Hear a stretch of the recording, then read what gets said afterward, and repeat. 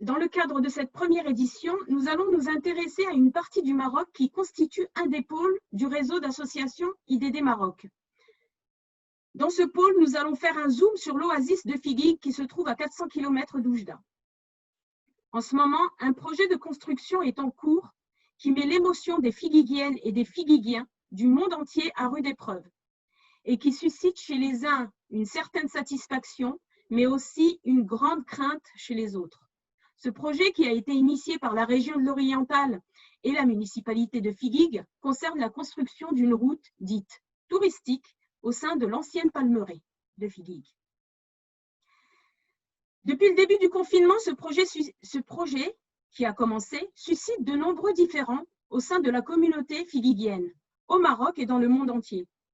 Différents qui alimentent les réseaux sociaux de vraies fausses informations concernant les finalités du projet, les modalités de construction, les intérêts individuels, l'avenir de la palmeraie, le processus de concertation. En effet, la majorité s'accorde à dire que ce projet n'a pas fait l'objet d'une concertation locale avec les habitants et la communauté originaire de Figuig, vivant à l'étranger, mais également dans les autres villes du Maroc. En effet, selon la Constitution, les institutions locales qui mettent en œuvre un projet doivent associer les habitants du territoire, mais aussi les ressortissants, dans le cadre d'un plan d'action communal et donc dans les projets de développement du territoire. Dans l'objectif de partager cette vision selon laquelle le développement territorial ne peut être efficient et pérenne qu'à partir du moment où chaque acteur concerné est impliqué, voire au moins clairement informé, IDD France et IDD Maroc vous proposent aujourd'hui de prendre la parole via les instants, les dialogues territoriaux. Il s'agit d'échanger sur le processus qui a abouti à la mise en œuvre d'un tel projet, le projet de la construction de la route touristique à Figuig.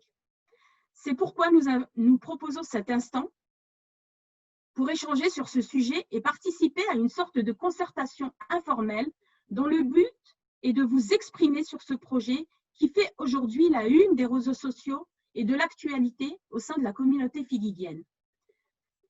Je rappelle que le débat d'aujourd'hui n'a pas vocation à mettre en valeur tel ou tel coin de Figuig ou mettre en valeur Figuig même.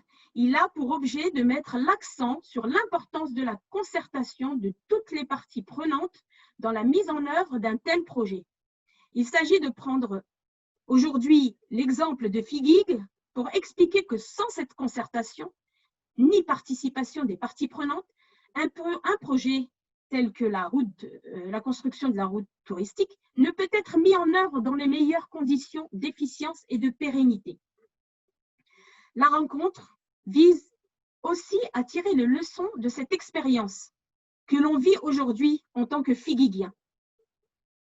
Cette expérience qui va nous permettre justement de mieux appréhender les projets à l'avenir sur nos territoires et d'engager une réflexion commune entre les acteurs du territoire. À ce titre, nous recevons aujourd'hui des acteurs de Figuig qui souhaitent exposer leur point de vue sur le projet de construction d'une route touristique dans l'ancienne palmeraie. Et nous aurions aimé, par ailleurs, les gens que nous recevons sont que des hommes. Effectivement, nous aurions aimé recevoir quelques femmes pour s'exprimer, mais c'est parce qu'elles ont aussi leur mot à dire. Mais c'est un peu compliqué et elles ne veulent pas être enregistrées dans le cadre de ce débat. Néanmoins, je remercie les participants d'avoir répondu favorablement à notre invitation. Il s'agira pour chacune des personnes de prendre la parole pour exposer succinctement son avis sur le sujet. Ce débat durera 40 à 45 minutes. Les personnes qui seront avec nous aujourd'hui et qui vont s'exprimer sur le sujet que l'on peut exprimer de la manière suivante. Quel processus de développement pour le territoire de Figuig? Les enjeux du projet de la construction d'une route touristique et les leçons à en tirer. Donc voilà le sujet sur lequel nous allons débattre aujourd'hui. Concernant les personnes présentes, il y a Bouziane Dihman, donc c'est un acteur associatif présent à FIGIG sur place. Jabari Abdullah, acteur associatif qui se trouve en France et qui travaille dans le territoire de Sevran. Ben Moumen Abdelouahed, représentant d'un conseil représentatif qui se trouve à FIGIG. Abdelli Mohamed, qui est conseiller municipal. Et Ammari Mohamed, qui est co-animateur avec moi du débat d'aujourd'hui. Dans un premier temps, nous allons donner la parole à Ben Moumen Abdelouahed pour qu'il nous donne un peu l'actualité sur le projet et ce qui se passe aujourd'hui concernant ce projet. Je remercie Abdelouahed Ben Moumen de prendre la parole. Merci Madame Nadia. Bismillah ar-Rahman ar-Rahim. البداية كنشكر IDD على هاد l'invitation باش نعطي الرأي ديالنا حنا في قصرات سليمان ورأيي الشخصي بطبيعة الحال، ونرحب بالإخوان اللي معنا في الحوار السي عبد الله والآخرين، وبسم الله على بركة الله. في البداية لابد من التذكير بأن قصر ولاد سليمان لم يكن أبدا ضد المشروع هذا نتاع الطريق السياحي. هذه الفولامتر او ديبي هذا لاظن اسونسيال.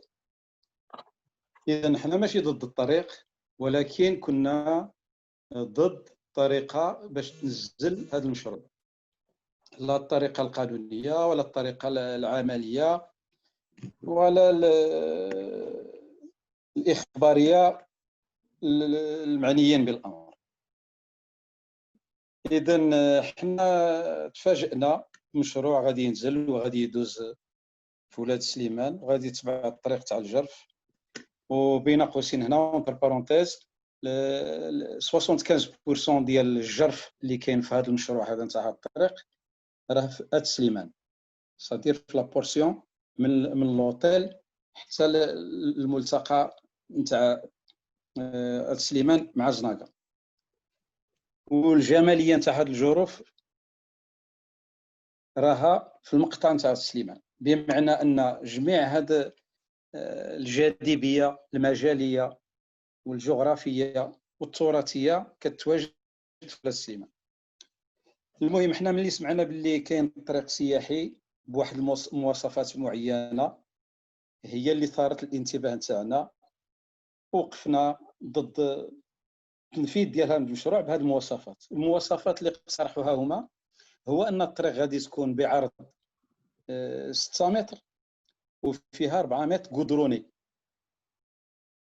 وبالنسبه للمقطع ديال الوداغير والعبيدات وزناقه يا لا بوسيبيليتي باش يديروا هاد لي دوني هادو 6 متر دو لارجور و 4 متر قدروني سيتيرا، يمكن كاينه لان كاين لي تيران اللي مواطيين مقادين و لا بليبار ديال هذوك لي تيران سون نو، ما فيهمش لا شجر لا بالموري. بالعكس حنا في سليمان يا با هاد لا دون هذا، حنا عندنا سليمان طريق كامله عامره بالنخل وبالشجر وبالسواقين تاع الماء وبالسوارج وبالجماليه ديال هذا الجرف، وكاين واحد بعض الطرقان اللي ما فيهمش بليس دو 2 متر دو لارجور. الوغ منين يبغيو يمشيو من 2 متر دو لارجور جوسكا 6 متر دو لارجور، بونجور لي ديغا. وحنا عندنا هذوك الجرف من واحد الجهه، صافي دير لا بليبار دو طون عندهم دان كوتي الجرف، دونك ils vont puiser sur les surfaces ديال هذا ديال الجنانات، وكاين بعض الجنانات اللي ما فيهمش بليس دو 10 متر à 12 متر في العرض. اون بليس لا بليبار نتاع هاد الجنانات اللي شويه كبار كتلقى ابري لو مير ب 1 متر ولا 2 متر غتلقى اون بيسين فين كيخزنوا الماء، ولا تلقى ديريكتومون ابري لو مير دو كلوتور تلقى لا بالميري. دونك خاصهم لو ديغا غادي يكون كبير، لا من الناحيه الفلاحيه ولا من الناحيه الجماليه. والمساله الثانيه هي داك لو ريزو ديال هذا ليريغاسيون، سي ان بارمي لي زاتو ديال الملف ديال فيغيك في اليونسكو. صافي هذاك ما كانش شي وضع اخر من غير فيغيك. ميم هاد الواحات نتاع لو سود عندهم اون ايريغاسيون سبيسيال ا او، مي le système d'irrigation de Figuig n'existe pas ailleurs qu'en Figuig, où c'est un atout parmi les grands atouts pour appuyer le dossier de l'UNESCO في الباتريمون مونديال.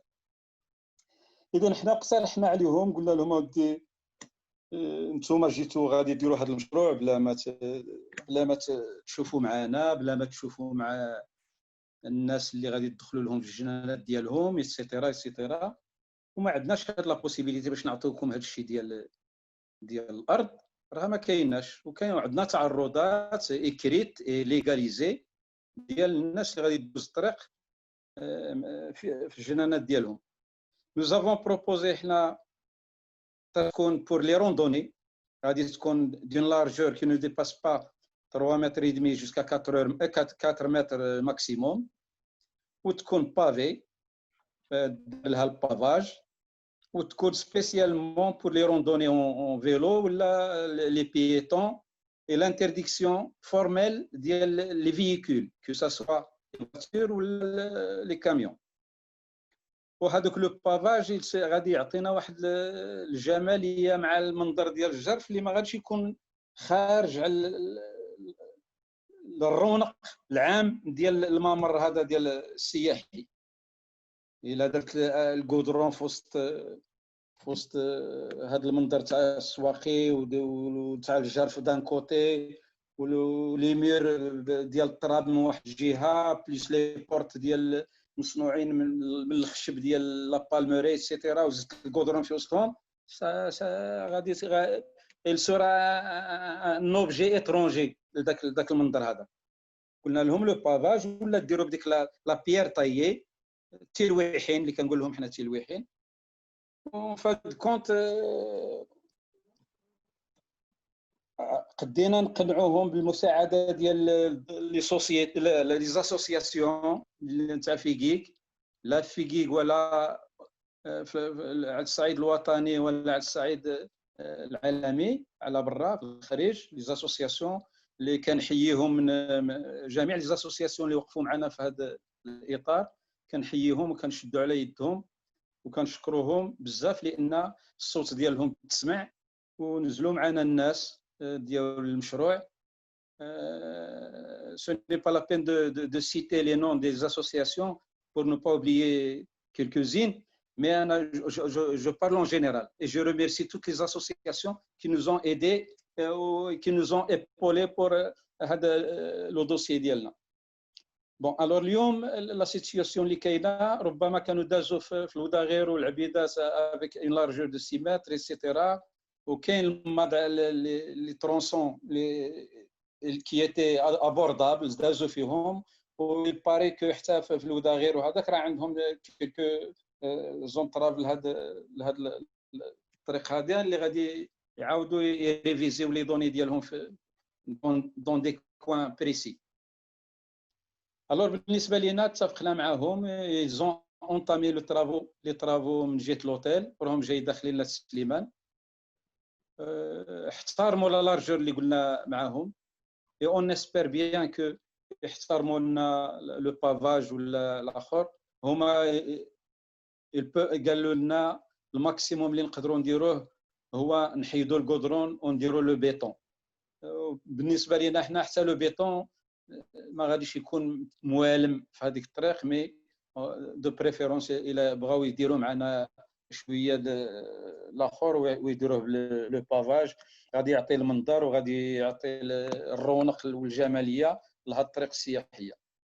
اذا قلنا بان احنا ديال ديبار اون نيتي با كونتر الطريق، ولكن احنا عطيناهم المواصفات ديالنا ونتمناو يمشيو معنا، وكنا بروبوزينا عليهم بعدا في الاول في لا سبيسيفيسيتي ديال سليمان باش يديروا هذيك الطريق اون لو، يديروا له اللون تاع الزناقه بوحدو، لولو ديال لودا غير بوحدو، لولو ديال العبيدات بوحدو، ولولو ديال سليمان بوحدو. ذاك الوقت يجلسوا مع كل قصر ويعطي لي دوني ديالو ويشوف لي سبيسيفيسيتي ديالو ويمشي المشروع مزيان، ما يلقاش تعرضات، ما يلقى والو. لان الا جبنا الناس وفهمنا لهم وعطيناهم وشاركناهم راه غادي يمشيو معنا. ولكن lorsque on oblige quelqu'un à faire quelque chose ou là d'accepter quelque chose, on trouve toujours des réticences, c'est normal. اذا احنا بالنسبه لنا منين وصلوا راهم بداو وصلوا لبعض المواضيع اللي الجرح فيها مزير بزاف وكاينين السواقي بزاف. احنا كاينين ميم دي جون الناس سليمان اللي عندهم لو باسان قالوا لهم اودي هاد الطريق نتاع السواقي، هاد الموضوع هذا لو ترونسون صغير اللي فيه السواقي بزاف، خليوه عليكم ترونكيل، اجي نعطيكم انا نعطيكم الجنان ديالي باش دوزوا الطريق وما تقربوش في هذوك السواقي. صوبوهم اللي راهم هرسه صوبوها وهذا وروحوا دوزوا لي من الجنان ديالي وهذا تصرفوا على دوك السواقي حتى تلاقاو مع الطرق الاخرى. هذه سا بروف كو با كونتر هاد الطريق هذه، مي il faut la mettre selon les règles de l'art tout simplement.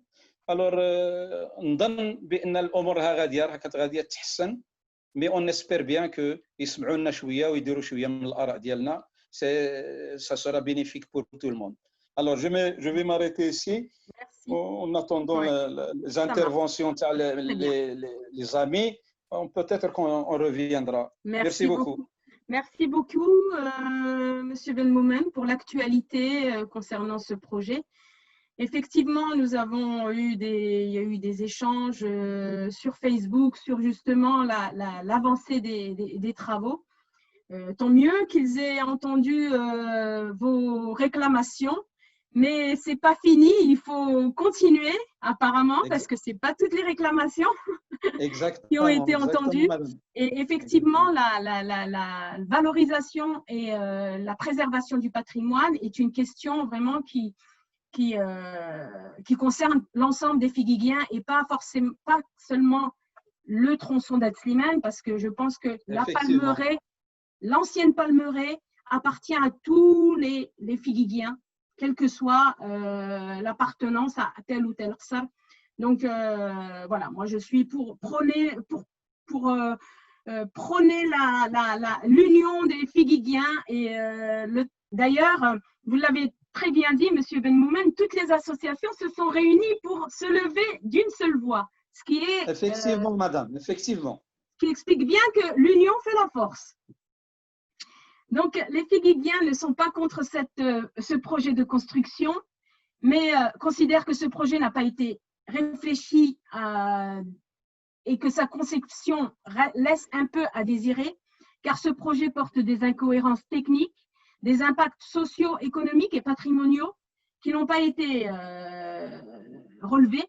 Monsieur Mohamed Ladli, je vous pose la question suivante. Du coup, que pensez-vous de la manière dont le projet a été conçu et mis en œuvre? السلام عليكم اخت ناديه، شكرا على الدعوه.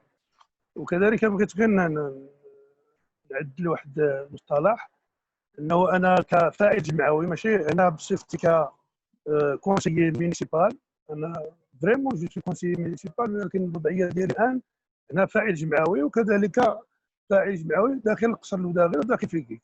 هذه جانب. الجانب الثاني بالفعل يعني التنزيل ديال هذا المشروع هو انا كنسميه انا مشروع الخير، وهذه الطريق السياحيه كنسميها لا كورنيش ديال الواحه اللي كتربط القصور العليا بقصور السفلى. غنتكلم بصفه شموليه ومن بعد نتكلم بصفه خاصه قضيه لوداغي. فهذا المشروع في حقيقه الحال ان بطبيعه الحال انه مشروع ديال الخير ومشروع ديال التنميه سواء الاقتصاديه ولا الاجتماعيه، بحيث ان غادي تفك العزله على هذوك البساتين اللي كاينه في السود، يعني ديال الوداغير وديال القصور الاخرى العبيدات وغير ذلك. فهاد الطريق ديال لاكورنيش ديال الواحه اعتبرها اذا مهمه جدا، وكنشوف من ضمن المشاريع يعني الجميله جدا اللي قام بها اذن المجلس البلدي بالتنسيق مع اذن مجلس جهه الشرق. فهذا الطريق هذا بكل صراحه كيحتل ربما المرتبه الاولى في غياب ان شاء الله يتنجز المستشفى اللي هو يعني المجال الصحي. فالمساله ديال الطريق فحقيقه التنزيل ديالو وقع يعني واحد الصدمه كبيره في النفوس ديال المواطنين، وكذلك حتى احنا في المجلس الجماعي كذلك اذا استقبلنا ماشي بارتياح. لان علاش؟ لان ما تشاوروش اولا مع اعضاء ديال المجلس كافه، وبالتالي حتى الدراسه مكتب الدراسات اللي دار الدراسه انه ما حاولش انه يلتقي بجامعه السلاليه الاربع، هي مثلا العبيدات وكذلك الوداغير وكذلك سليمان وكذلك واحد الجزء صغير ديال زناقه. بكل صراحه انه كان في الحقيقه انه مكتب الدراسات يستدعي المجلس، والمجلس يدير دعوه المستشارين ديال كل دائره ولا هاد القصور الاربعه، وبالتالي انه يخرجوا للميدان على اساس باش نشوفوا الاتينيغير ديال هذا الطريق. ولكن هذا الشيء ما تمش. ولكن كنرجع واحد المساله، ان ماشي اي مشروع في المغرب ولا في العالم انه بطبيعه الحال انه يعني المكتب الدراسات ديال جهه الشرق انه سميتو يطرحها على الساكنه. فكاين المجلس الجماعي هو اللي كيمثل مثلا الساكنه، فكل مستشار له كيمثل واحد الدائره ولا جوج ديال الدوائر. هذا جانب. يعني الطريقه ديال التنزيل ديالو بالفعل انه كاين واحد الاستياء، كاين واحد الترحيب. فعلى ما اظن انا كنت نتكلم بصفتي ديال الناس الفاعلين الجمعويين اللي كيرحبوا بهذا الطريق، لان كاين واحد الاستياء ديال واحد البعض ولكن لا يهم. فكل واحد الديمقراطيه هي هذه، كاين اللي مع المشروع كاين اللي مع المشروع. فهذا الطريق ديال السياحيه ولا لاكورنيش ديال الواحه انه ستساهم اولا فك العزله، ثانيا الضيعات المهجوره. فعلى ما اظن انه ان شاء الله المجلس غادي يترافع مع المديريه ديال الاقليميه ديال الفلاحه ولا المديريه الجهويه ولا على الصعيد كاع وزاره الفلاحه، على اساس مد هذا الطريق بانبوب ديال 6 صفيصيف باش تسقى وتحيا هذيك سميتو الواحات اللي غادي تعطي واحد البانوراما اخرى عكس اللي راها الان سميتو. فالمساله الثانيه انه من ناحيه مثلا لي زاكسيدون كيوقعوا للفلاحه مثلا سقوط ديالهم ناقص، فهاد الطريق هذه غادي تسهل الماموريه لسيارات الاسعاف انها تنقلهم للمستشفى. كذلك الا شب حريق كذلك في حقل ولا شي ضيعه من تما، لابد ان الوقايه المدنيه ان غادي تحضر في واحد التو. فعلى ما اظن انها الطريق هي ايجابيه اكثر ما هي اذن سلبيه، واللي كيشوف بانها سلبيه هذاك شنو. ولكن انا كنقول بان كيحتل هذا المشروع المرتبه الاولى في المشاريع اللي تنجزات في يدي. فاحنا كموقف ديالنا كوداغير رجعنا نتكلم بصفه شموليه. الان حنا الوداغير بكل الاطياف ديالها، ما بغيتش نتكلم بجميع الساكنه المتواجده في كيك ولا في قريب، ولكن التمثيليه ديال المجلس الجماعه ديال السلاليه وكذلك جمعيه اجديد لمستغلي المياه لاغراض زراعيه وكذلك جمعيه تنميه التضامن ديال الوداغير اللي كتمثل الجامعه السلاليه انهم مع المشروع. وتعقدنا مثلا واحد الاجتماع في المجلس بحضور رئيس المجلس وكذلك باشا المدينه اللي هو مسؤول رئيس ديال السلطه المحليه في المدينه، اننا درنا لقاء وكاين بعض التخوفات وطرحنا بعض الطروحات في لي سيستم ديريغاسيون كما شار السي عبد الواحد انه دار واحد الجماليه ديال هذوك القنوات ديال التصريف ديال المياه ديال السقي. فكلوتورينا اذن هذاك سميتو الاجتماع بالتتويج ديالها بالمعاينه في المساء انه نمشيو نشوفوا اشنو هو، لان كان واحد المسار كان يقطع لنا اذن الضيعات ديال عباد الله اللي ما متواجدين تما، وربما غادي يكونوا ينزلوا علينا بواحد الثقل ولا بواحد التجريح الى غير ذلك. فمشينا كجماعه سلاليه وكذلك كجمعيه مستغلي المياه وكذلك بعض الملاكين كانوا تما اللي غادي تدوز الاراضي ديالهم، انه حاولنا ما امكن انها تمشي الطريق محاذيه على الجر. اذا الان الطريق الحمد لله جايه من لابيسين والسريج ديال لاكروا مع محيو، وكتلاقى مع الرافد اللي كيجي من قشطون مع العبيدات. والان يعني الطريق بكل صراحه يعني جد مهمه، والجماليه اللي فيها هو هذوك لي غورج ولا لي روشي ولا هذوك المغارات، انه الا توجها المجلس البلدي وصوبها وحافظ عليها واعتنى بها غادي يكونوا ديزير دروبو، غادي يكونوا رحلات الى غير ذلك. فاللي كنتمنى ان المجلس يترافع الطريق يعني باش تنجز في لي نورم ديالها، وكذلك مدها بالطاقه الكهربائيه يعني الاناره العموميه، وكذلك مدها بقنوات ديال السد ديال التصريف ديال المياه ديال السقي ديال البراج ديال سد سفيسير، ولما لا يدار مثلا لو بوطاب باش يشجع هذا السميتو. فبالتالي هذا الفك ديال العزله غادي يساهم في الفلاحه يطوروا الفلاحه ديالهم من اجل التسويق. فمثلا الفلاح اللي كان يجي مثلا المواد العضويه يعني الغبار الاسمده وكذلك مواد البناء الى شيء كانت كتكلفوا تكلفه كبيره. الان انه الشاحنه غادي تمر امام سميتو الضيعه ديالو ولا قرب الضيعه ديالو، واقل تكلفه يعني انه ما غاديش تزاد هذاك الحموله ديال مثلا ديال لي تريبورتور ولا ديال الزوايل ولا غير ذلك. فباش نختم اللقاء ديالي كنشكر الاي دي دي سواء مريم العبو اللي في الخارج كذلك السي عماري ولا محمد اللي تواجد في المغرب بالضبط الحاجه، فكنشكرهم على هذه المبادره. وهذا الطريق ورد فهي ما هي الا فيها الايجابيات ان شاء الله، وسنرى ان شاء الله النور. فقط ان المجلس يجب ان يراهن انه يحاول ما امكن هذا الطريق وهذا الجرف يعيد النظافه ديال المغارات، وكذلك باش تعطي واحد نظره ايكولوجيه مهمه. نرجع للمساله ديال الجهه ديال البيئه ديال الجهويه ديال البيئه جات وعاينت المكان. فهناك اذا النخيل انه مات هذه سنين والناس سبحت في الضيعه ديالها، ما كاين حتى شي حاجه ديال المس ديال الايكولوجي ولا ديال لي روشي ولا شي حاجه. فاللي قال عبد الواحد بن مؤمن فيه التخوف ديالو انه كاين واحد الجماليه ديال لو سيستم ديريغاسيون، وكاين كذلك ديال لي روشي تما يعني كيشكلوا واحد الجبليه لا يجيبوا المس ديالها.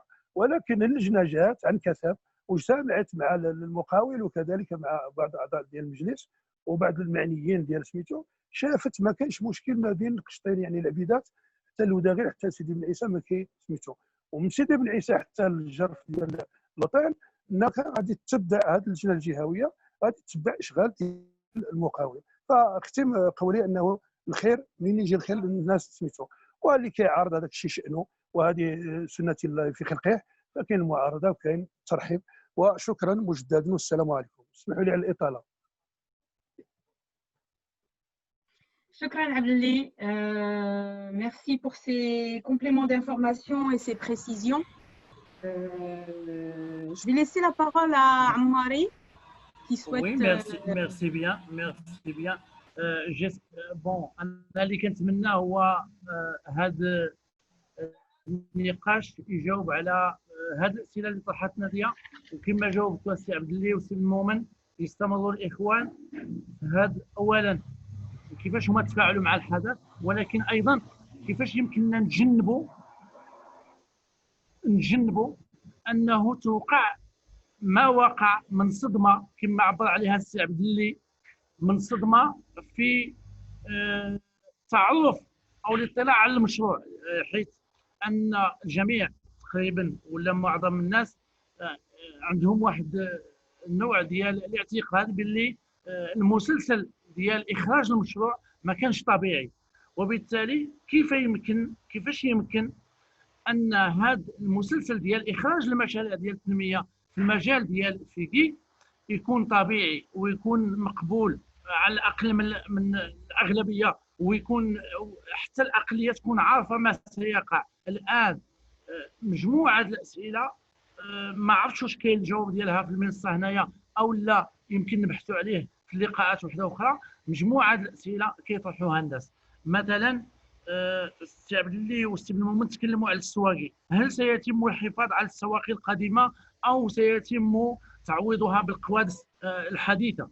هل يعني ياخذ المشروع بعين الاعتبار التكاليف الكبيره اللي غادي تنتج على بناء الجدران اللي غادي يكونوا من هذا الجانب ومن هذا الجانب، خصوصا مثلا في الموضع فين غادي يكون فين غادي نطيحوا دوك تيمرصا دوك المدرجات، او لا في الاماكن اللي غادي يكون فيها خصنا نبنيو حيوط ديال 2 متر 3 متر باش نوصلوا للمستوى ديال الطريق، واللي غادي تكون اللي هي هابطه كما كنعرفوا في بعض المناطق. اسئله وحده اخرى هي هذا الشيء اللي طرحه السي عبد الله مزيان يعرفوه الناس، هو هل يعني المشروع يتوقع تنظيف دوك الكهوف وتنظيف دوك المزارات اللي ممكن انها تكون متاحه للجميع، لان ماشي غير المنظر العام ديال الواحه واللي هو جميل جدا غادي يكون اكيد، ولكن كاين المزارات اللي هي عباره عن كهوف، اللي هي عباره عن اجراف في المنطقه، هل سيتم تنظيفها من ذاك البقايا ديال الهدم اللي تعرضت لها؟ ثم واش يمكن مراجعه الارضيه ديال البناء ديال بدل القطرون بدل البيطون ما يتمش بنائها بالحجاره كما هي الشوارع العريقه في المدن الاوروبيه، في المدن المغربيه، في مدن غيرها بنات بالحجاره في الارض ويدوز عليها كل ثقل ممكن يدوز عليها. اذا قبل يعني هذه الاسئله وغيرها يمكن اللي غادي تجي مطلوب، كاين عندنا الاخ بوزيان والاخ عبد السلام ملكوش ماذا بينا يعالجوا على هذا الاخر، وفي نفس الوقت ماذا بينا حتى تعطيونا شنو هي الدروس، شنو هي الدروس اللي يمكن استخلاصها من هذا ما وقع من هذا كيفاش تناول المشروع البناء ديالو الاحداث ديالو، الدروس اللي يمكن استخلاصها في مجال المشاركه المواطنه. ذكروا الاخوان عدم اشراك مثلا بعض الجمعيات في الاخراج ديال المشروع، عدم اشراك المستشارين واعضاء المجلس كذلك، عدم اشراك الجماعات السلاليه. واش يمكن يتدار واحد التقييم اللي من خلاله نخرجوا بواحد المجموعه ديال التوصيات اللي نقولوا اي مشروع يمكن يخرج فيه يجب ان يتبع المسلسل التالي، ماشي بالضروري انه يحصل على المصادقه ديال الجميع، ولكن لو دغوا ان انفورماسيون، الحق في المعلومه خص يكون عند الجميع، واخا يبغي يعترض ولا يبغي هذا من حقه. اذا ما عرفتش شكون اللي بغى يتناول الكلمه، واش السي عبد السلام كيرفع يده، ولكن السي بوزيان جا قبل، اذا كان بغى السي بوزيان يتدخل غادي يكون مزيان، والسي عبد السلام غادي يفهمني. السي بوزيان الا بغيت تتكلم ديزاكتيفي الميكرو ديالك، والا كنت بلاتي عليك علما بانه السي بوزيان اول مره كيتعامل مع هذه التقنيه ديال زوم، اذا نعذره، واذا كان بغى يتكلم عنده هو الاولويه، ومن بعد السي عبد السلام الكوش، لان السي عبد السلام الكوش لقى مشاكل كبيره باش يدخل، وكنحيوه انه مع ذلك صمت، واذا كان ما وجدش السي بوزيان يتدخل السي بوزيان. ميرسي عماري. السي بوزيان. وي شكرا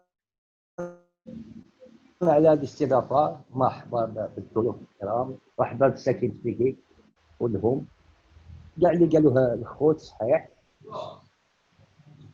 سيرتو لاخور ولاد سليمان بالمؤمن كما قال منطقه حساسه جدا، عندهم دوك الجروف، عندهم تما المآسي، والطرقان تاعهم دوك الريال ديالهم كيمشيو هما من الجنوب للشمال، كيهبطوا من بغداد كيطلعوا للأقصى الحي الإداري. يعني ملي كتجي دير واحد الطريق، يا إما غادي توشي ديك لا زون تاع الجروف يعني حساسة جدا، يا إما غادي تقطع جنانات عرض، بما يعني دوك الريال دوك الجنانات غادي تقطعوا عرض ماشي طول، يعني غادي يدوزوا على الجنانات بزاف كما قال، يعني لي بيان كولتيفي دوك الجنانات دي بتي بارسيل، دي بتيت بارسيل ils ont le droit باش تكون لا روت دو 3 متر 4 متر تاع لو بافي ولا كما قالوا سي لو دروا. وعندهم حنايا هذا المشروع باش نهضروا روت توريستيك، انا اللي كنشوفها كمحب شخصي، هي حنايا في الاول علمونا باللي لي زاكسي وجنانات هذا قبلنا، اولا خصنا واحد لي زاكسي بحاجه ليزاكسي وجنانات، بحاجه للطرق سيرتو، يعني اللي يلاقيو سليمه اولاد سليمان تلاقى لتحت، الكفليريه اللي تلاقاهم مع الجنانات لتحت، الزناقه تكون لهم ليزاكسي يمشيو لا تقبوش، لا يعني عندهم ان بروبليم هما في لا سيركيلاسيون، يعني حتى لي فيكول ديالهم كيحطوهم في وسط في التشراب في الديوانه في الصيف، كتكون واحد الازدحام مفرط، ازدحام مفرط ديك لا سيركيلاسيون. ولا لقاو شي اكسيات قبول على الكافي وشويه كاع ديك النواحي مزيانه، ولودا غير عاود يطلعوا ديك لاروت لهم دايرين، لاروت اللي دايرين من لا بيسين بلودا غير تلقوين نوصال هذيك مليحه. ولا لقاو عاود شي طريق من تاع العفات طلع من هيه مزيانه يكون لي زاكسي. وهي واش كان هذا المشكل في هذه الطريق هذه، انا كنشوفها امنيه، ما هو امني طلع الجانب الامني ثم طلعت الجوانب اخرى. واش كان المشكل المتعارف عليه ان اي مشروع لانجاز اي مشروع يحتاج الى واحد دراسات تاع دراسات الجدوى، هي الاولى ما يسمى هي العقاد تفاهم مع داويه ملي غادي يدوز طايح. هنايا كان واحد ديري ديتويت دار دوك ارجومه وعاود هذاك حبس داك ديريديتي جابوا واحد اخر، داك الاخر ملي جاب بحال يحط الرجومه كما كاع اللي موافق ما حطا به بارك الله فيه على هذا الطريق، حتى واحد ما كيعرف الطريق، حتى واحد ما تيجي كاع اللي شفتو كيقول لك خليو الطريق حدود مليحه ماشي. كاين في الشكل تاع الطريق كما قالوا الاخوان باش نحترموا داك التراث ديالنا، التراث الجديد، نحترموا اقل الاضرار للفلاح ذوي الحقوق، نحتفظوا على انه ثقافي تاريخي. اذا كان هذا المشروع جاي من اجل المواطن خصنا نردوا المواطن ماشي نفرضوا عليه السؤال. كما جات ابري لو كونت ديجا الوازون سي لا مشكل ابري لو كونفينمون خرج ديري في هذا المشروع، يعني كما قال سي عبد الجومه كاين هذه ديال اللي جا وكيبقى ما كانتش تصفيه العقار. تصفيه العقار كتخرج لها ميزانيه، تعودوا الناس اول ملي تعودوا الناس يتراضوا ولا يكون الاخبار ديالهم، حتى الواحد الا كان الاخبار ديالو المشاوره ديالها يعني رحب كل ترحيب. ما باغيش طريق دوز ولا لي زاكسي وجنانات وداكشي باش يعني فك العزله كما كيقولوا على دوك المناطق. وقبل ما نقولوا فك العزله ولا كنقولوا يعني الناس هجروها، الناس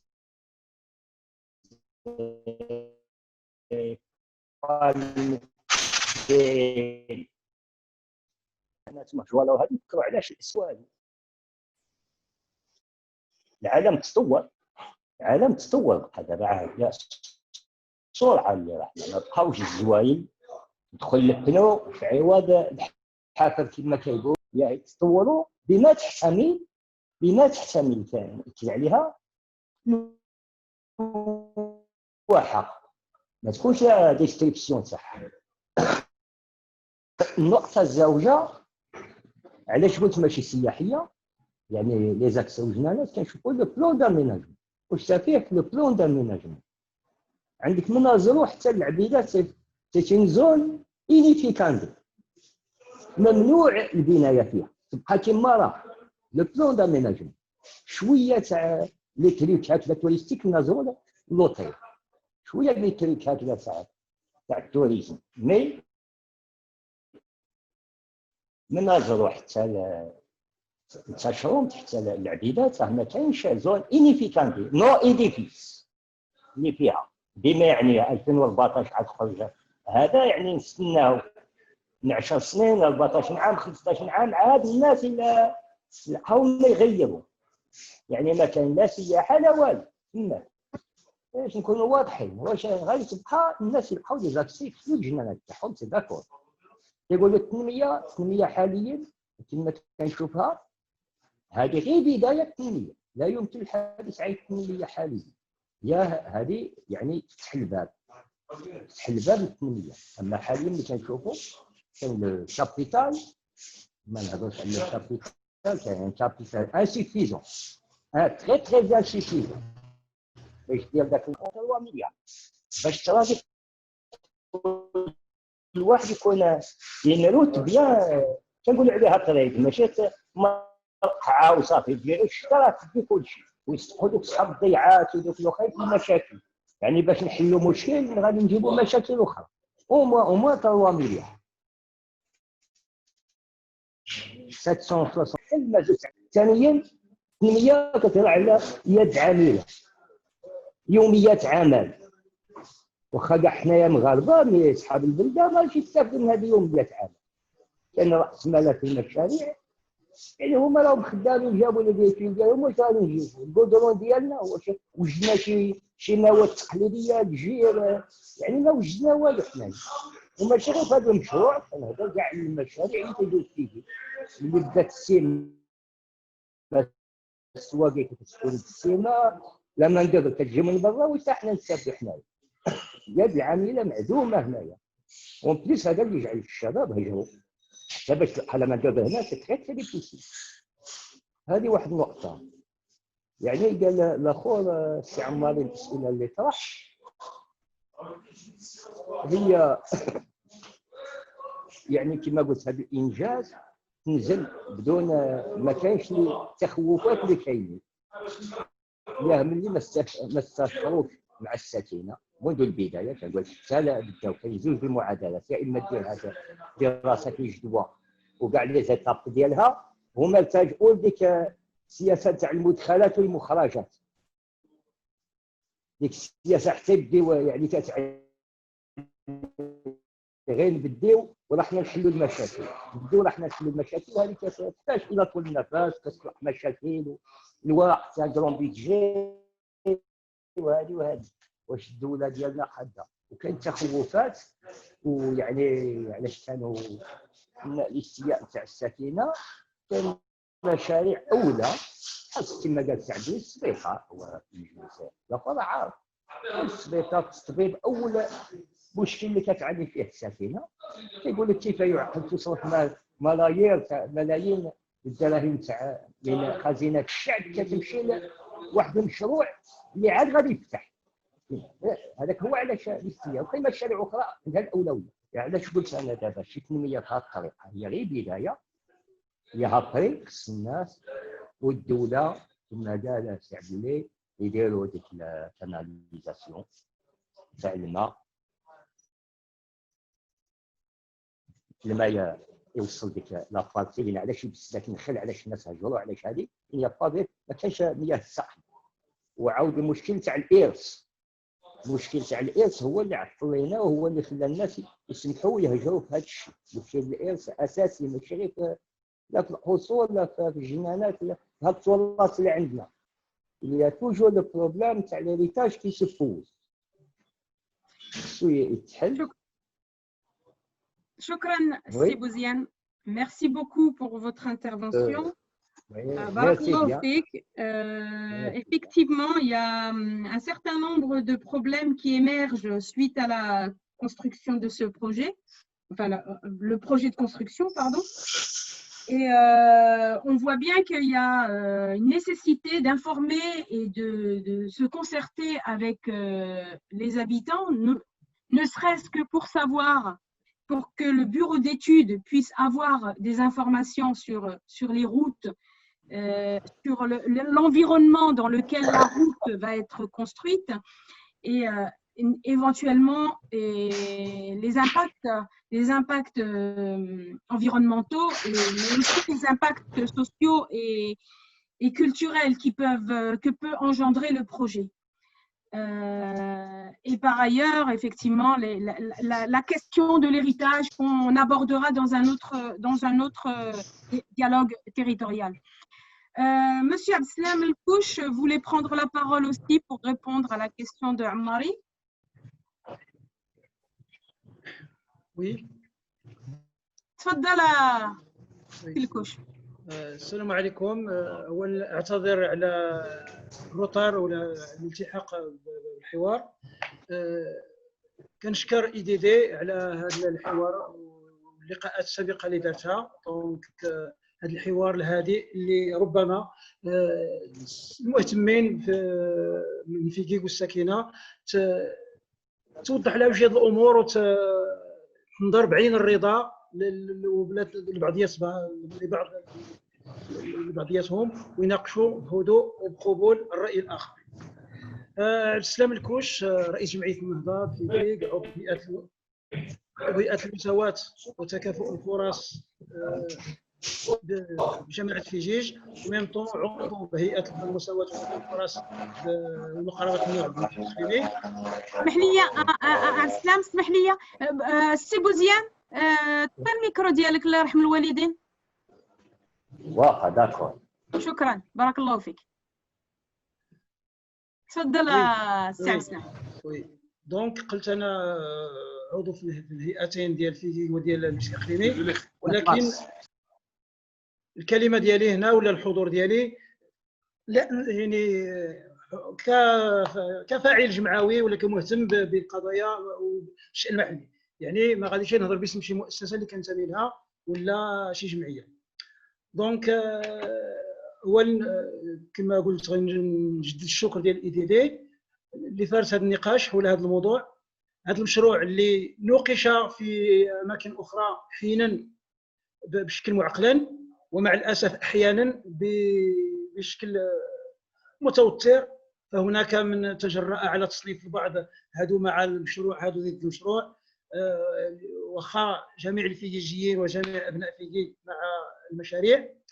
وهناك مع الاسف من لا يفرق بين الجهات الحامله للمشروع ويخلط بين مشاريع وزاره معينه، مثلا المشروع ديال المستشفى ولا المشروع ديال المهرجان ولا المشروع ديال الطريق، كنقولوا علاش نديروا هذه على هذه. دونك مع الاسف كاين اللي كيخلط عمدا وكاين اللي كيتجاهل هذا الشيء. بالنسبه لي كنقول يعني دائما كجمعويين ولا كمنتخبين ولا كساكنه فيجيج بشكل عام كنتسائلوا اشنو هو النصيب ديال مدينه فيجيج من نعاود لها من كعكعه المشاريع ديال مجلس الجهه. يعني اشنو النصيب ديالنا من مشاريع مجلس الجهه الشرق، وشنو النصيب ديالنا من مشاريع المجلس الاقليمي. بطبيعه الحال من اللي كيتبنى هذا الفكره اللي كيطالب بالمشاريع واين هي، دونك لابد عليه الا ان يرحب بجميع المشاريع التي تبرمج بتراب الجماعه، سواء ومن حق الساكنه ان نستفيد من مشاريع مجلس الجهه ومشاريع المجلس الاقليمي وبرامج مختلف الوزارات ومديريتها الاقليميه. دونك ما يمكن ان اقوله حول هذا المشروع. الطريق السياحيه ربما عندها اسماء اخرى، ولكن في البانو اللي شفناه كانت فيه سياحيه. اذا المشروع اتى بطريقه غير تشاركيه. لم نسمع بهذا المشروع ولا باعلانه حتى سمعنا الانطلاق ديال الاشغال، يعني حتى بدات من قرن نواعر تيوراغين للالات اللي بيلدوزير اللي تراكس كيخدموا، حتى بدا العمل عاد بدا تعلق البانو وعرفنا المشروع اشنو هو وشحال من كيلومتر فيه وشحال من المبلغ ديالو وباللي ديال الجهه الشرقيه. انا عضو قلت في الهيئه، ولكن هيئه المساواه وتكافؤ الفرص ومقاربه النوع هي استشاريه لجانب المجلس، تقترح على المجلس ولا تفرض عليه، تتشاور معه ويتشاور ومن الواجب ان يتشاور معه، ولكن اعضاء الهيئه ولا منسق الهيئه لم يطلع ولم يخبر بهذا المشروع. ربما شأنه شأن أعضاء المجلس وفين بانت على الهيئة. دونك سؤال: من سنخاطب ليزود بالمعلومات عن ماهية الطريق؟ هل مجلس الجهة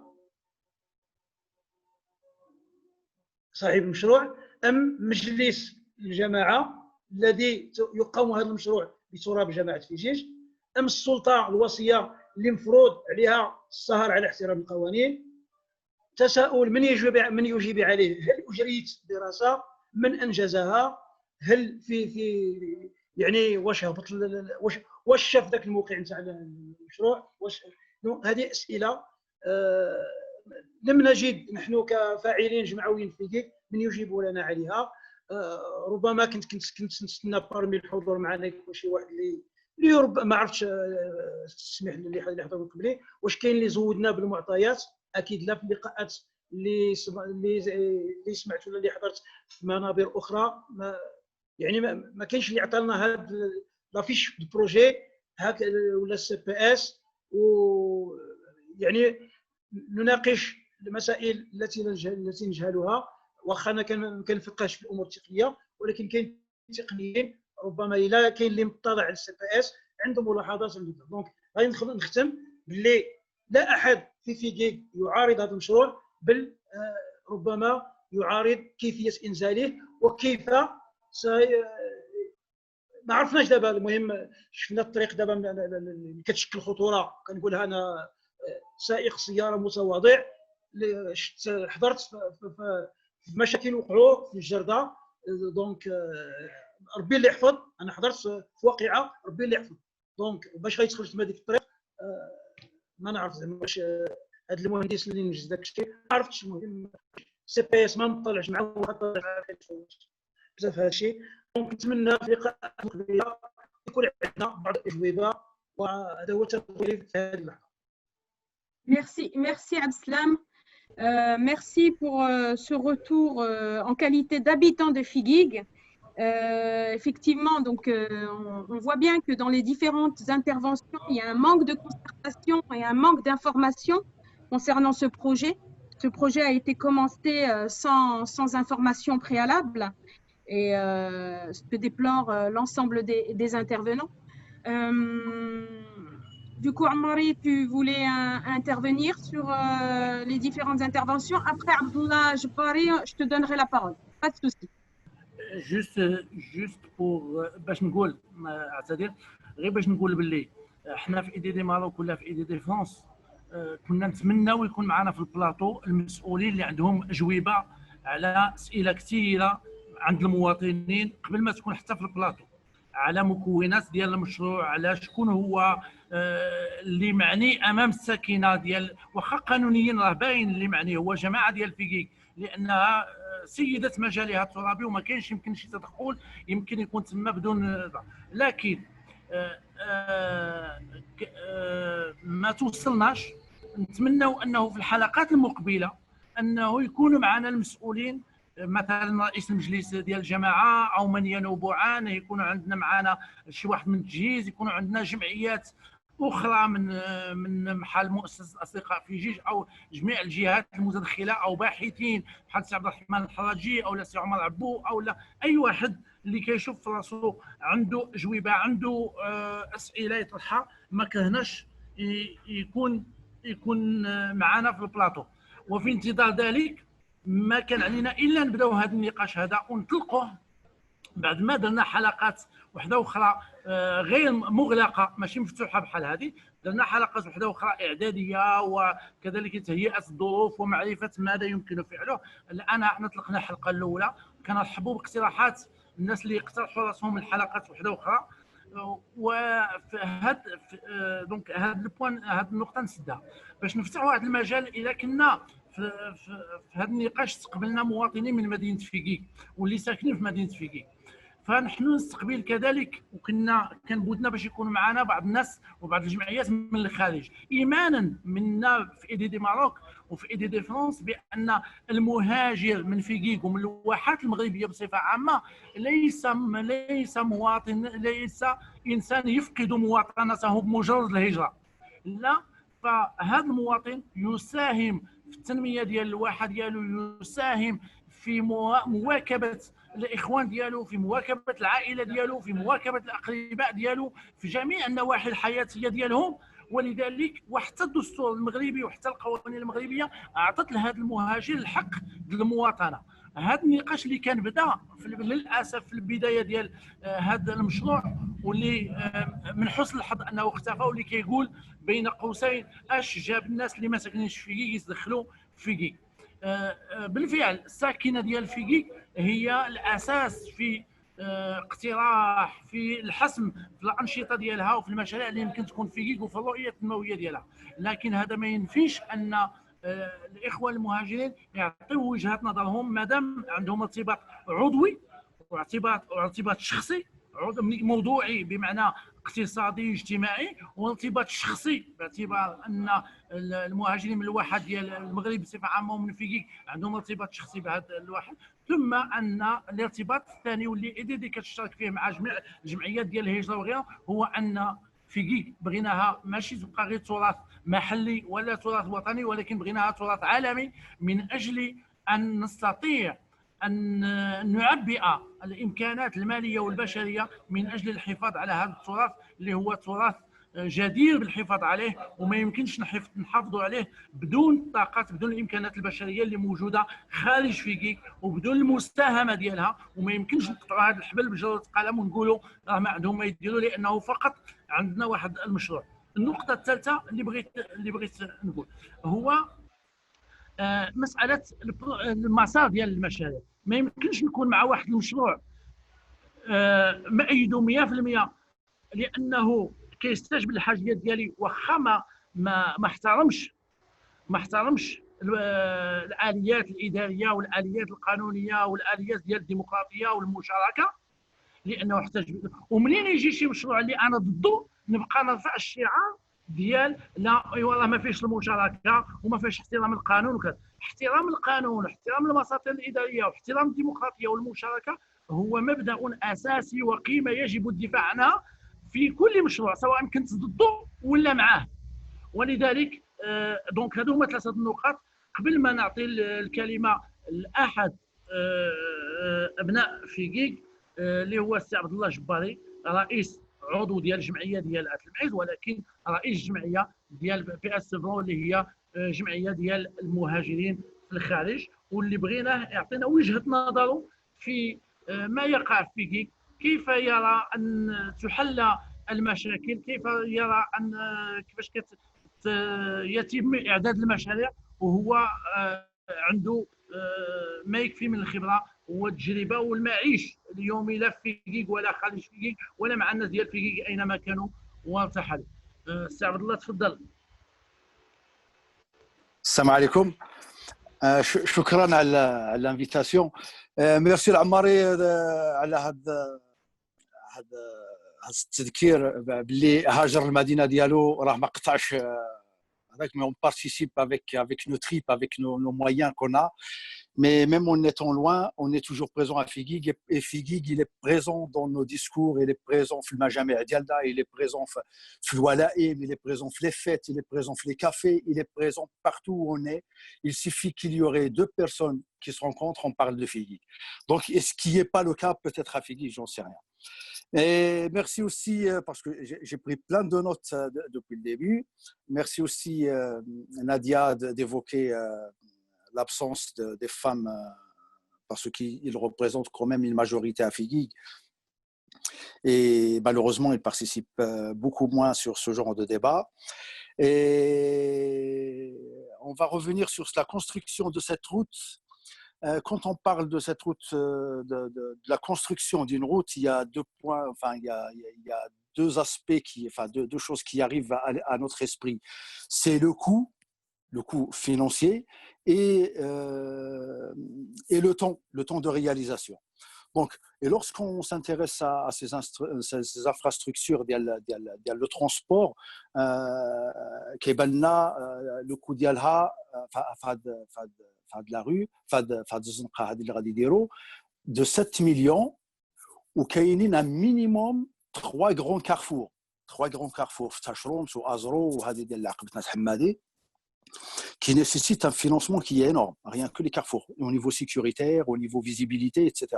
Sans parler, Galo Bouziane ou Galo si Slimane, si Momen ou la Momen, la Dux Sawaki, etc., pour les mettre en valeur, etc., ça prend de l'argent. Et quand on voit 3 km 600 de la route qui fait à peu près 14 000, j'en sais rien, de mètres carrés, qui va représenter un minimum, sans parler des trottoirs et les réseaux qui vont passer en dessous, que ce sera l'électricité, l'assainissement et tout ce qui en suit, on est très loin des comptes. Déjà, on est très loin des comptes. Est-ce que c'est des rafistonnages? Est-ce que c'est un projet qui est bien étudié? Et quand on étudie un projet, aussi qu'un chauffe-eau, surtout sur 10-15 ans à l'avenir.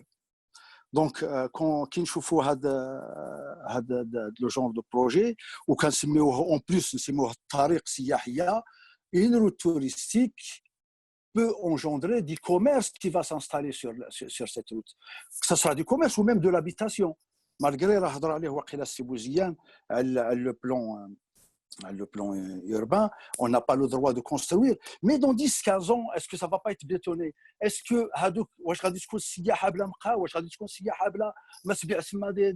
des produits artisanaux, obligatoirement, ça va engendrer de la construction. Quelle construction on veut dans cette rue après? Quel paysage on veut de Figuig après? Sans parler de tout ce qui est sécuritaire, les glissements de terrain, les chutes de pierre, etc. Comment bien consolider cette route? La consolider avec 7 millions de dirhams, moi, personnellement, il me paraît vraiment le projet, il est disproportionné par rapport au coût. Ça, c'est un point un peu technique, mais l'aspect un peu social et économique la construction de la route, c'est vrai, ça va changer le climat, elle va changer l'image de Figuig pratiquement. Il est loin de l'habitation, mais il y a l'habitation qui est approximative, sauf Azro, qui est les habitants vers Azro, mais le restant, ils sont un peu loin quand même à le. Mais sûrement, de la création de la route, certainement, ils vont venir pour construire ou pour faire des commerces dessus. Je suis radicaux des passerelles pour venir à l'agriculture. Une petite passerelle, comme un exemple, une petite passerelle qui a 100 mètres carrés, il a فيها 10 ديال لي زيزاتن ولا 20 ديال لي زيزاتن غادي يجيب لي بوتيتر 5 ولا 6 المليون ولكن الا درت فيها القهوه غادي تجيب لي اكثر اللي غادي تروبورسي ليها. Il faut voir cet aspect économique et aspect de long terme, sans parler les autres aspects sur la transformation, il y a le paysage qui va être sur le long terme, il a les frontières, etc. Donc, je fais est-ce que cette route va être entretenue par le territoire, ou par la ville, ou là par le département ou là par l'État. On ne sait même pas est-ce que c'est une route communale ou la départementale ou la nationale, on n'en sait pas. Et la concertation, c'est vrai, il n'y a pas la concertation dès le départ, c'est pour ça qu'il y a le départ.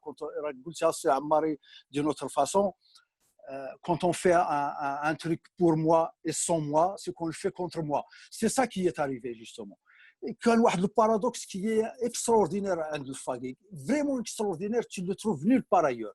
On ne les a pas concertés, on les a mis au pied du mur, mais ils sont venus avec leur générosité donner leurs biens gratuitement. Ça, c'est un truc qu'on ne peut pas trouver nulle part ailleurs. Nulle part ailleurs, on ne peut pas le trouver. Sans concentration. Le Mjlis le Baladi, ce que j'ai entendu maintenant, il a ma concertation même pas avec ces conseillers, comment tu peux te concerter avec la population ou avec les Millakines et comment tu veux un projet qui réussit comme ça? C'est normal, ça crée des tensions, c'est normal, ça crée des dérapages. Le dérapage, jusqu'à aujourd'hui, on n'a pas les informations qu'il faut pour dire oui, pour ou contre, parce qu'à long terme, on ne sait pas où ça va aboutir ce projet.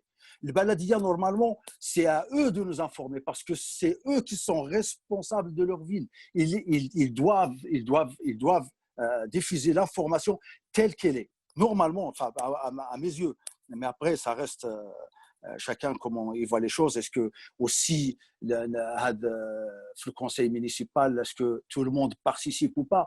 Les conseillers, on ne les a pas entendus jusqu'à présent. Est-ce qu'ils ont été dire non ou oui? On n'en sait rien. Ils ne sont pas participés. Il n'y avait pas une participation des conseillers municipaux. On a essayé de joindre un, deux, etc. Je n'ai jamais réussi à l'avoir et jamais réussi à avoir ces informations.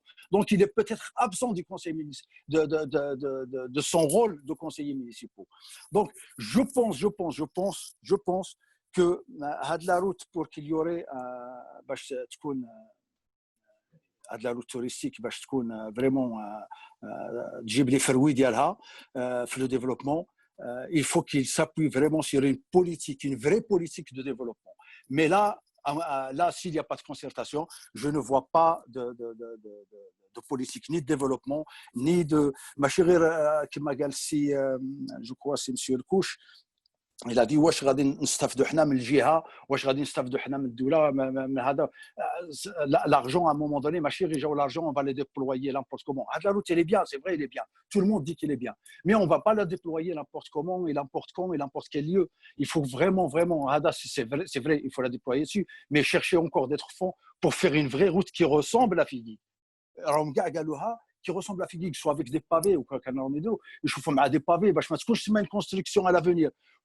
Pour entraver la construction ou changement de paysage à l'avenir, et ben je me couche des bâtiments parce que apparemment, est-ce que ça reste à vérifier, il y a déjà un projet de construction d'un hôtel. Je ne vois pas s'il y a ce projet de construction d'hôtel, on l'accorde à un, il faut l'accorder à tout le monde. Moi aussi, si j'ai une passerelle là-bas, enfin, je ne suis pas concerné, je dois avoir aussi construire une maison ou un commerce pareil que l'hôtel. Je ne vois pas pourquoi il y a un plan urbain qui s'applique sur certains et pas sur les autres. Donc, il faut voir cette route à son avenir, qu'est-ce que ça va donner. Et je conclus, je reviens à ce que je dis et je le redis, le fruit de la route, il faut qu'il s'appuie sur une politique qui est mziana le développement. Voilà. Merci Abdullah pour ton intervention et une intervention d'un ressortissant figuiguien en France. Merci. Qui souhaite également participer au développement de Figuig. On voit bien qu'il y a vraiment une crainte des habitants de Figuig, mais aussi de ressortissants figuiguiens qui habitent en France et qui nous écoutent et qui réagissent de manière très, très vive sur le net. Notamment, on nous dit, oui, enfin, je lis les messages, on quitte Figuig et on ne laisse pas Figuig se développer. Qu'est-ce qu'il en est du projet UNESCO? Voilà, les gens se sentent vraiment concernés par ce projet, par Figuig.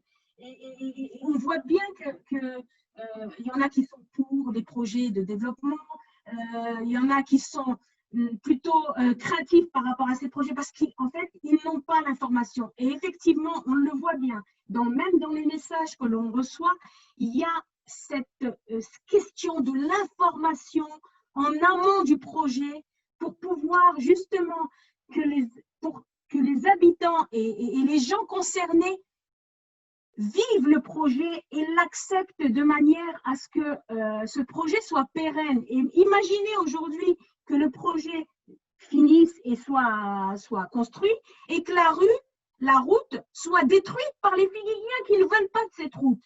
Voilà, on a perdu 7 millions d'euros de dirhams Et finalement, la route, elle est détruite par les mêmes Figuiguiens qui étaient censés accepter ce projet. Donc, effectivement, les questions, il y a une vraie question sur le processus qui est soulevée là dans les débats et dans les différentes interventions du net sur le processus de concertation et de la mise en œuvre d'un projet. Un projet, ça se réfléchit en amont avec les personnes concernées, avec les gens qui connaissent, les experts du projet, qui connaissent l'environnement, des experts sociaux, des experts économiques, des experts dans tous les domaines, et qui est réfléchi et qui est aussi avec la concertation des habitants, parce que les habitants, c'est eux, à la fin, qui vont utiliser ce développement, notamment cette route. Est-ce que cette route, il ne la voulait peut-être pas là-bas, il la voulait peut-être à l'extérieur de Figuig, il la voulait peut-être à l'argent, elle la voulait peut-être… voilà, donc il y a beaucoup de choses qui remontent et qui nous montrent que cette concertation, elle est primordiale pour faire que le projet soit pérenne et qu'il aboutisse dans les meilleures conditions. Je voulais remercier les personnes qui ont pas mal écrit les messages sur Internet. Merci à vous de vos réactions et de vos messages. On voit bien que l'émotion est vive et que Figuig suscite toujours une vive émotion des Figuiguiens, ce qui est vraiment remarquable. Et voilà, donc je laisse Ammari peut-être faire une conclusion, apporter des éléments de conclusion pour… Pas tout à fait, mais je vous demande si possible de donner la parole à chacun des présentants pour nous dire, par exemple, quelles sont les leçons à tirer مستقبلا في المشاريع القادمه وشنو يمكن دابا نحافظوا عليه. مثلا ملي كنسمع انا جاتني بعض الاسئله في الخاص كتقول علاش الطريق تخرج تحت الجلطه، واش ماشي اكسيدونتي داك الموضع الى ديجا اكسيدونتي، وكما قال عبد السلام الى ديجا اكسيدونتي وغادي نخرجوا الطريق اسفل الجرف، بمعنى اللي غادي يجي يخرج من الجرف واش ما غاديش توقع لنا حوادث. علاش ما زودش الطريق حتى لقدام مثلا لا كلينيك ولا شي حاجه عادوا وضوا. السي بن مؤمن قال لنا قبل قليل الناس قال لهم بعدوا على الجرف، بعدوا على السواقي وعطيونا. مالوريزمون ولا مع الاسف ان الاحساس اللي بقى عند المواطن هو كأن اللي دار المشروع بغى ينفذوا بالسيف على الناس بالطريقه اللي كيشوف هو ولا بالطريقه اللي توضع بها. نتمنوا ان هذا التغيير اللي تكلم عليه السي بن مؤمن يزيد يوسع شويه، ويزيد الرحابه ديال الصدر ديال المسؤولين عن المشروع تزيد توسع شويه باش يتقبلوا الاقتراحات اللي ممكن تكون. كنوجه الكلمه ديالي لواحد جوج ولا ثلاثه د الاخوان في الفيس اللي تفاعلوا جيدا، يعني تفاعلوهم كاين منهم بزاف، ولكن السي نصير طرح السؤال على خصنا نفكروا في المستقبل في المشاريع المستقبليه باش ما يوقعش نفس الشيء alors que les travaux sont déjà en effet. donc نحاولوا ما امكن غير نربحوا ما يمكن نربحوه في المستقبل، وفي نفس الوقت نحاولوا ما امكن في المشاريع الجايه ما يوقعش نفس الشيء. الا كنت فهمت المداخله ديالهم مزيان. وعماد بن علي ومنى بن علي كيطرحوا بشكل كبير القضيه ديال التراث ولا لو باتريموني كولتوريل ولو باتريموني كله اللي كاين في فيغيك، اللي هو اللي كان الاساس على تقديم الملف اليونسكو. وباش يعرفوا الناس باللي تقديم ملف اليونسكو ماشي كان مجانا غير باش نحظاو بواحد لو تيتر بواحد العنوان باننا تراث عالمي ولا تراث دولي، وانما من اجل ان نحظى بميزانيات مخصصه للحفاظ على التراث وكتكون ميزانيات دوليه. كانوا يقول السي عماد او لا منى احنا نرحبوا بهذه المقترحات ديالكم ومستعدين نستقبلكم في حصه مخصصه لدراسه هذا او لمواصله النقاش في هذا الموضوع هذا. واخا ما قدرناش نخليوكم دابا دوزو اون ديريكت لانه عندنا عدد ضيوف ديجا كثار وعندنا الحصه محدده. تحياتي ناديه وانتهيت. Merci Ammari. Donc on va donner la parole à chacun des intervenants 10-20 secondes pour nous donner un peu les leçons, en fait, relever les leçons qu'ils ont pu relever à leur niveau concernant le projet et qu'est-ce qui est à améliorer en termes de mise en œuvre et de conception du projet. وي ناديه ميرسي. سي عماري طرح واحد الاسئله. فهذاك الكارفور اللي كيقول على الجرف وسميتو، هنا حقيقه كاين الخطوره ديالها. فخص الخبراء التقنيين ديال المرور انهم يفكروا مزيان، يديروا بتي رو بوان ولا مثلث ولا دي ستوب ولا لا بريوريتي اللي غادي خصهم يديروا علامه ديال التشهير. هذه فيما يخص اولا الفروج ديال اللي غادي يهبط مع العقبه ماشي هو اللي غادي يجي مع تاشرونت. هذا واحد الاقتراح. الاقتراح الثاني هو ديال المستقبل. طرح عماري طرح مستقبل شنو هما النتائج اللي تخلصوها. النتائج اللي تخلصوها اي مشروع غادي تقوم به المجلس الجماعي بتمويل من مجلس اقليمي ولا مجلس الجهه، خصو يدوز على المجلس يعطيو الاراء ديالو للمجلس ويصادق عليه المجلس. وانا ذاك منين نجي من المكتب ديال الدراسات انه الفاعلين ولا الخبراء ديال واحد الميدان سواء طبي ولا ديال الطريق ولا ديال البيئه ولا غير ذلك، انهم يستدعيوا الناس ديال الخبراء ومعاهم يعني المستشارين ديال كل دائره، وخصوصا الدائره اللي غادي يمر فيها هذا المشروع الى غير ذلك. فاذا ما كانش المقاربه التشاركيه مع يعني الممثلين ديال المجالس الجماعيه وكذلك ديال الخبراء فغادي نوقعوا في هذه المشاكل. المساله الثانيه انه منين دار المكتب الدراسات يدير يعني الكروكي ديالو ولا المسار ديالو، فخص يديروا في مسوده وانا ذاك ولا يستجوب الناس الملاكين ولا منين غادي يدوز المشروع الى غير ذلك. فباش يكون هكاك وهزار ولا سميتو فنرفضه جمله وتفصيلا، ومساله انه تكون مقاربه تشاركيه مع اعضاء ديال المجلس وكذلك مع الفاعلين اللي هما خبراء اللي عندهم خبره في اي ميدان. السلام عليكم وتحيه للاي دي دي خارج وداخل الوطن. Merci pour ces quelques mots de conclusion.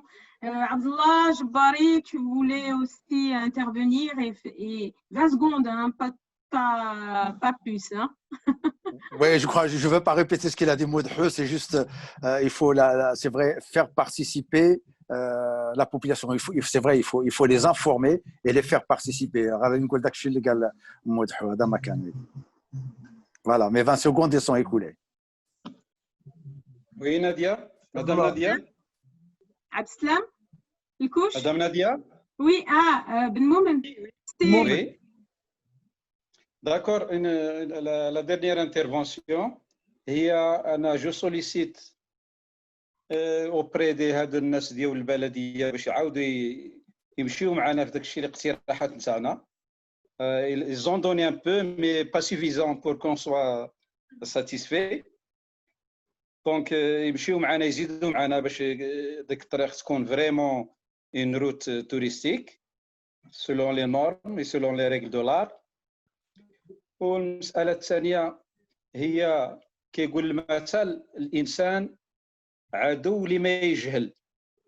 هذا سان بروفيرب. خاص منين يبغيو يحطوا شي مشروع الفو دابور هذا يعطيو المعلومة، جميع المعلومات باش الإنسان اللي كيعرف المشروع وكيدي المعلومات ديالو ما كيوليش عدو ليه، كيولي مشارك فيه، كيحاول ما يمكن باش يعطي الآراء ديالو باش يتنزل هذا المشروع على القواعد ديالو. والمسألة الثانية كنقول بأن اليوم فيكيك والناس ديال فيكيك راهم وصلوا لواحد الدرجة من الوعي باش كيردوا البال لهذه المشاريع ديال البلاد. كنصح الناس ديال البلدية باش يدخلوا في الحوار مع الناس ديال فيكيك، sinon ils seront sanctionnés في les élections suivantes. Donc خصنا نشاركوا لا بوبولاسيون ونعطيهم لي زانفورماسيون ونهودوا شويه نجلسوا معاهم في الارض، ما نبقاوش نهضروا غير من الكراسه ديالنا من لي بيرو. الناس تاع لي تيران سون ميو باش يحققوا المشروع كوم يلفو. ميرسي ا تو الموند، ميرسي سي عبد الله وسي يوسف سي جباري سي عبد السلام. Et à vous même, Madame Abou. شكرا سي بن مومن Merci. ميرسي دو فوتر انترفونسيون. عبد السلام. Oui, Nadia. Donc, أنا بدوري quelques mots. Donc, أي مشروع مقبل خصو يكون بطريقة تشاركية.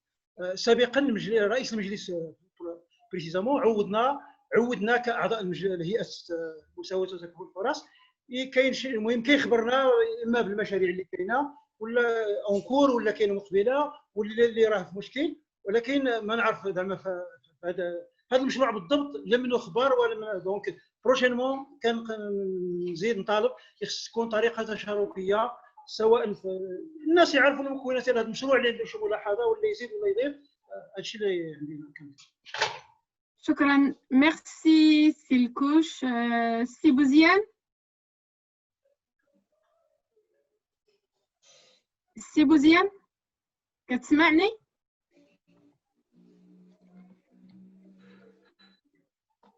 Allô? Je ne sais pas s'il m'entend. Bon. Si Bouziane, تاخذ la parole? Monsieur Bouziane? Active le micro, Bouziane. Le micro. Le micro. وطلع الصورة ديالك وغادي يخرج لك الميكرو وقلع داك الخط اللي فيه.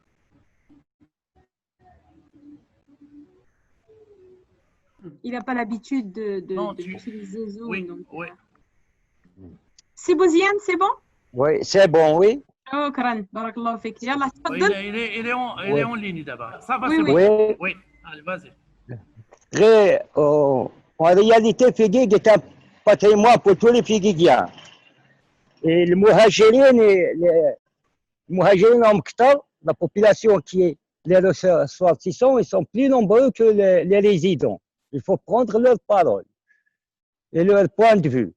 يعني خصنا نتعاملوا بالمحاربة التشاركية ونعطى الزوجة il faut chercher des projets qui mènent une plus-value لهذه البلاد هذه. تعاني من التهميش، من البعد، من الحصار، من كل حاجة. يعني احنا كنرحبوا بأي مشروع كيجي للبلاد كنرحبوا به. وشكرا.